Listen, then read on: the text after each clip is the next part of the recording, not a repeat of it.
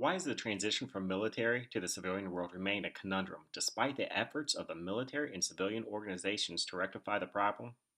Quite simply, Army transition remains the only period in a Ranger's career when a trained leader is not in charge and held accountable for the Ranger's performance. The Darby Project counters Army conventional wisdom by providing Ranger veteran leaders as advocates for the active duty Rangers. The Darby Project actively seeks opportunities to conduct transition workshops at the unit level and in one on one counseling. The Darby Project coordinates from across the workforce and education realms to present their areas of expertise to active duty Rangers. As a guide, the Darby Project created the Ranger Transition Navigation Map to educate active duty Rangers about the available programs and services to optimize their transition, as well as provide established milestones to hold them accountable for their performance in their transition. The navigation map provides checkpoints and milestones that Ranger veteran leaders can use to determine if a Ranger is on or off track with their transition. As a Ranger veteran leader, you must understand the following truths to Ranger transition. First, Rangers transition best when continuing their military service. Second, Rangers need to be led down the employment and education paths. Third, Rangers need to be led to document their medical history. When Ranger veteran leaders engage with active duty Rangers, the transition truths are best discussed with the following open ended questions. First, what Army opportunities are you most interested in if you choose to transition? Second, how is the Army Soldier for Life Transition Assistance Program leading to your future employment or education opportunity? And third, what medical issues have you documented? Let's discuss the first question. What Army opportunities are you most interested in if you choose to transition? Be advised, the Darby Project advocates continuing military service in the Army and the active duty, reserves, or National Guard for all initial entry Rangers. First and foremost, our Army needs leaders. Rangers are leaders.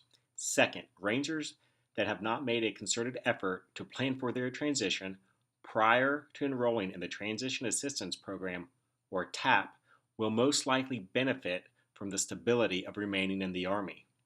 Third, a Ranger that takes advantage of the opportunities in the reserves or Guard is better suited for transition to the civilian world later.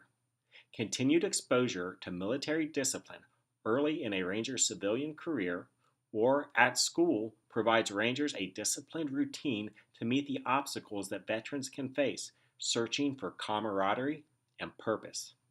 If a Ranger is not planning to continue service, fine, but plant the seed. It may pay dividends in the future. Second question, how is the Army Soldier for Life Transition Assistance Program leading to your future employment or education opportunity? Rangers are supposed to register with TAP 18 months before separation from active duty. During the 18-month process, Rangers are supposed to meet with transition counselors, begin developing their professional network, and applying for higher learning or employment opportunities. Unfortunately, TAP registration is not enforced, and many Rangers simply do not know a year and a half before the end of their enlistment if they plan to stay in the Army or get out. So what do? The Darby Project informs Rangers of the opportunities afforded to them before they reach an institutionally imposed timeline. The Darby Project social media and website detail Ranger-supported veteran service organizations that assist with resume writing, job searches, and the college application and enrollment processes. These organizations fall into generally two focus areas: employment and education. Let's talk employment. We encourage every Ranger, regardless of age, to sign up for American Dream U, a veteran empowerment organization. Former Ranger First Sergeant, Master Sergeant retired Jesse Yandell serves as the military advisor to ADU. He has hosted transition workshops across the Department of Defense. ADU will get a Ranger thinking about his future, whether it be continued service or upon separation from the military. ADU offers resume instruction, personal social media marketing, a nationwide job board, and links to a myriad of other veteran support programs. Regardless of age, it's important to enter the workforce with up-to-date skill set for the career fields that a Ranger desires to enter. It is paramount to register for TAP at 18 months, or as soon as a transition decision is made, because with command approval, Rangers are able to execute internships while still on active duty. Here's just one example. Transitioning Rangers in Georgia can enroll in Georgia Tech's fully funded 3-week Veteran Training and Transition program called Vet 2. The first week is classroom, and the next 2 weeks are on the job internships. The placement rate after completion of the internship is over 90%. Now let's move over to education. We strongly encourage participation in the Service to School program. This premier peer mentoring program is a nationwide effort to assist veterans in the application and enrollment process in the institution of higher learning that best meets a ranger's academic goals. The great benefit of Service to School is that the organization is linked to several other programs, such as Warrior Scholar Project and 4Block, which allow rangers to build confidence in a professional network as they enter college and begin looking for internship and employment opportunities. The final question to ask a ranger is, what medical issues do you have documented? There is no single ranger that leaves the Army in the same shape that the ranger entered it.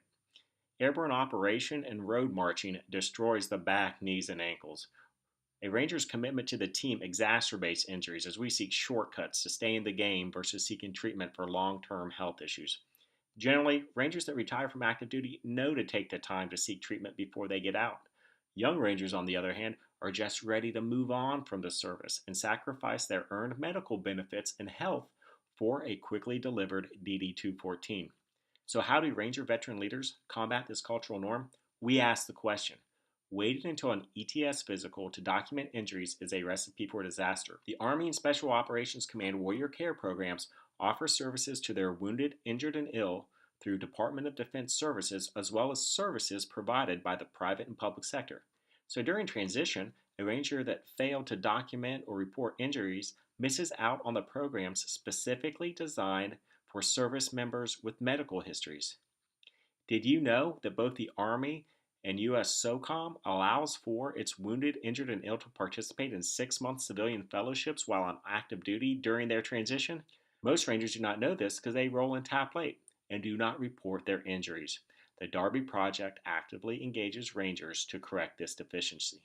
Finally, documenting transition lessons learned with the Ranger Transition AAR submissions educates transitioning Rangers of opportunities and pitfalls as a means to provide an azimuth check on their efforts to prepare for their reintegration back to the civilian world. The AAR process also identifies future Ranger veteran leaders and builds the network of highly rated individuals and service organizations for future utilization by active duty Rangers. Part of your exam includes providing your transition AAR. Click on Video 4, Ranger Veteran Leader Program, to continue your training. Rangers lead the way.